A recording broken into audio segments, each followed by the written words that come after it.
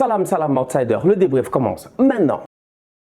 Marseille et le Paris Saint-Germain font aujourd'hui 0-0 au Vélodrome. À un moment donné, sincèrement, quand je regarde ce match-là, j'ai envie de dire que Marseille peut avoir des regrets, mais que le PSG, en toute honnêteté, ils n'ont pas joué, ils ont plutôt déjoué. Aujourd'hui, Mauricio Pochettino, encore une fois, il fait des choix qu'on ne comprend pas. Que fait Gana Gueye sur le banc? C'est la question que je me suis posée à la minute où le 11 de départ est sorti. Idrissa Gana Gueye est un excellent joueur de football cette saison. Idrissa Gana Gueye est un joueur qui, cette saison, sincèrement, est en train d'être au four et au moulin. Il colmate à gauche et à droite. Il est là pour couvrir Nuno Mendes quand il monte, il est là pour couvrir Marco Verratti, il a le volume de jeu de 2 joueurs au milieu de terrain. Comment veux-tu jouer face à Marseille au Vélodrome dans un stade aussi chaud et mettre, je dis bien, le joueur qui a le plus de volume de jeu sur le banc? Je n'ai pas compris cela. Quand derrière il me met Danilo Pereira, je me dis ok, Danilo Pereira, peut-être qu'il peut jouer, mais fais-le jouer en défense centrale. D'où la raison pour laquelle je répète, je persiste et je signe encore une fois quand même sincèrement, je suis désolé. Pochettino est quelqu'un d'entêté, mais puisque la répétition est pédagogique, chaque débrief, on va venir le lui répéter. S'il te plaît, Pochettino, joue à 3 derrière.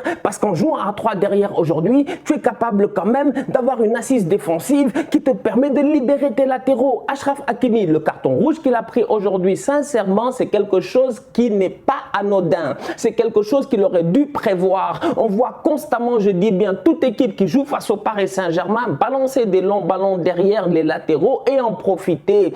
Et derrière, le gars ne réagit jamais.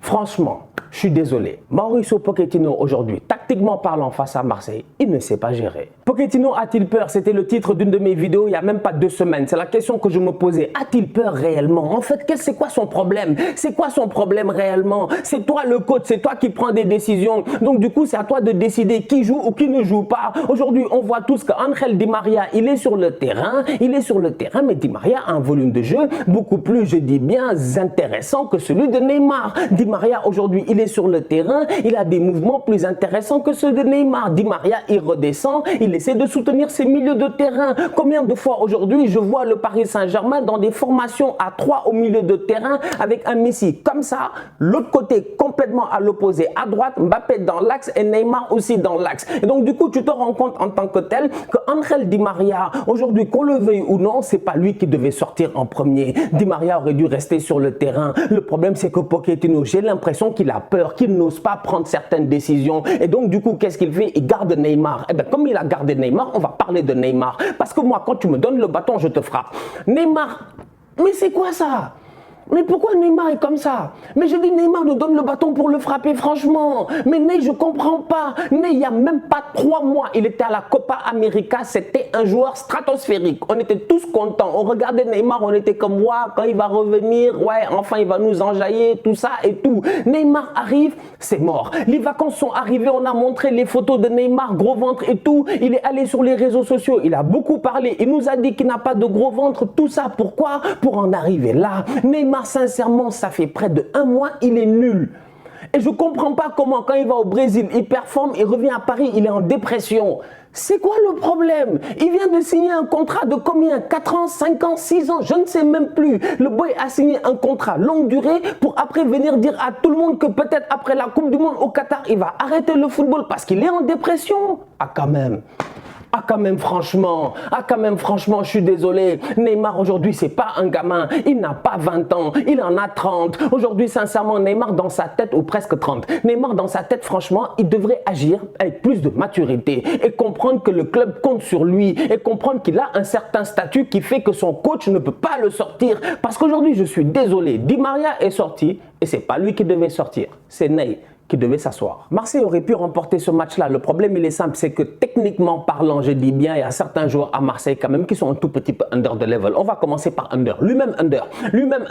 Under quand même, aujourd'hui, il s'échappe. Oui, mais Under quand même, il doit claquer un but. Under les frappes contrées. S'il te plaît, cadre ton ballon. Quand même, c'est pas possible. Conrad de la Fuente, il rentre, c'est la même chose. Il fait les passements de jambes et tout. Il y a un ballon, tapine, plat du pied, sécurité. Il m'a fait un truc comme Serginho Dest lors du Classico. Donc aujourd'hui, Aujourd'hui, je suis désolé quand même, soyons sérieux. Au niveau de Marseille, surtout en fin de match, après que le PSG soit passé à 10 contre 11, il y avait moyen d'aller claquer ce but-là. Le problème, c'est qu'il y a un joueur qui est hors level, c'est Dimitri Payet. Franchement, il est trop fort pour cette équipe-là et ça fait plaisir parce que Payet, sincèrement, si Payet n'était pas là, Marseille serait dans la merde. On va être sérieux, si Payet n'était pas là, Marseille serait foutu. Payet est trop fort, il est trop efficace. Payet, il fait des ouvertures de balles que toi-même tu comprends pas. L'ouverture pour under, c'est Payet.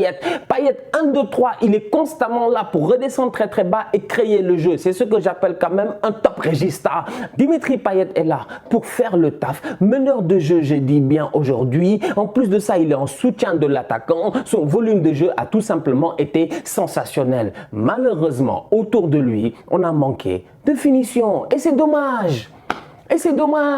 Conrad, il doit tuer, franchement. Under, il doit tuer. Bamba Dieng, il rentre. Je ne le vois pas. Il y a des efforts à faire offensivement au niveau de Marseille. Milik, malheureusement, physiquement parlant, tenir 90 minutes, ça aurait peut-être été compliqué. Même si, à un moment donné, quand il a fallu, il a claqué son but. Malheureusement, c'était hors jeu d'un chouïa. Si le Paris Saint-Germain avait commencé ce match-là avec une défense à 3 et avec un double pivot défensif très conservateur, avec des latéraux qui montaient à gauche et à droite, je suis convaincu qu'ils auraient pu profiter des espaces créés par la défense marseillaise. Parce qu'à un moment donné, quand même, il faut qu'on soit très sérieux. Sampaoli, il faut lui dire la vérité. Mais quand même, Jorge,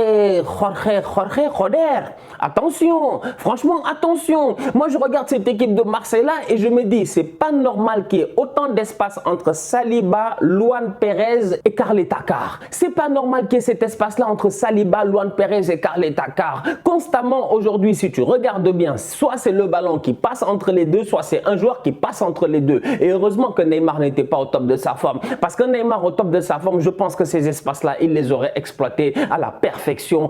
Une défense, je dis bien à 3, aurait permis à un Nuno Mendes de faire mal à cette équipe de Marseille-là. Et c'est là où je dis quand même encore une fois, je répète encore une fois que Pochettino, à mon humble avis, je pense qu'il a peur. Parce que s'il osait réellement, tactiquement parlant, il aurait pu battre l'équipe de Marseille. Malheureusement, il ne l'a pas fait et il a eu de la chance que Marseille n'a pas la qualité des joueurs que le PSG a. Parce que si Marseille avait la qualité des joueurs que le PSG, ils ont dans leur effectif, Marseille aurait gagné ce match-là. Guendouzi, Saliba, voilà deux joueurs quand même d'Arsenal qui ont été excellents aujourd'hui. Et j'espère que Mikel Arteta avait, je dis bien, aujourd'hui allumé sa télé pour regarder ce match-là. Parce qu'on va être très sérieux. En toute honnêteté, s'il y a un move de Tokar qu'a eu à faire Arteta, c'est bien de renvoyer ces deux joueurs-là. Guendouzi, oui, c'est vrai que peut-être c'était un petit bad boy, mais il y avait moyen quand même de le calmer, de le gérer. T'as vu les performances qui sont à Marseille? Il est juste sensationnel au milieu de terrain quand même aujourd'hui, Guendouzi.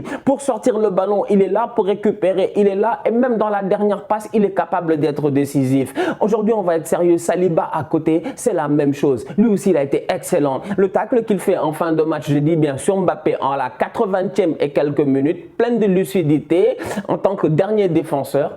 Et juste le résumé de tout ce que Saliba fait d'extraordinaire depuis le début de la saison. Donc sincèrement, on va être très sérieux. Au niveau de Marseille, quand même, au-delà du collectif qui a quand même été très très bon, le seul problème, il est simple, à mon humble avis, c'est le fait que individuellement parlant, de temps en temps, tu sens qu'il manque quelque chose. Il manque juste ce petit quelque chose-là. Il y a certains joueurs, tu leur donnes un petit boost FIFA, tir plus 10, ils te claquent des buts. C'est incroyable. Ça s'est joué à ça.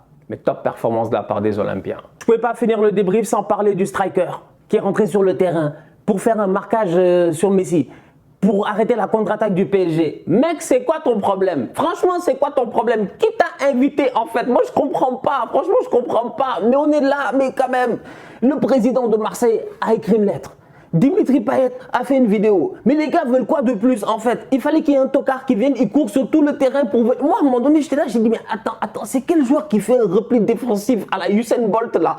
Avant de voir un frérot, quand même, franchement. C'est pas sérieux. En toute honnêteté, c'est pas sérieux. Gérez-vous, faites des efforts. La famille, on se capte très très bientôt pour un nouveau débrief. D'ici là, on continue à liker, on continue à partager. On s'abonne, on est ensemble, on reste en santé. Tous outsiders.